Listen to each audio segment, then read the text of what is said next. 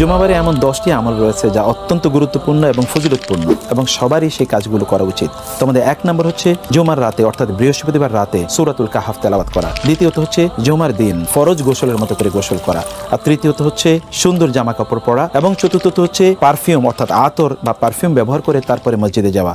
এবং পঞ্চম বিষয় হচ্ছে আজান দেওয়ার সাথে সাথে সকল কার্যক্রম বন্ধ করে দোকানপাট, ব্যবসা বাণিজ্য, অন্যান্য কার্যকলাপ বন্ধ করে তারপরে মসজিদে যাওয়া।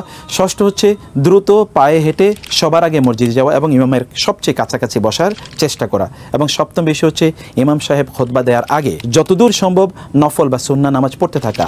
অষ্টম বিষয় হচ্ছে মনোযোগ দিয়ে খুতবা শোনা, কোনো ধরনের এদিক সেদিক না তাকানো অথবা কারোর সাথে কথাবার্তা না বলা। এবং নবম বিষয় হচ্ছে রাসূলুল্লাহ সাল্লাল্লাহু আলাইহি ওয়াসাল্লামের উপর বেশি বেশি দুরূদ পড়া। আর দশম বিষয় হচ্ছে জুমার দিন আসর থেকে মাগরিব পর্যন্ত এই সময় আল্লাহ সুবহানাহু ওয়া তাআলার কাছে যে কোনো দোয়া করা, কারণ এই সময় দোয়া করলে আল্লাহ সুবহানাহু ওয়া তাআলা কবুল করে নেবেন। আমিন।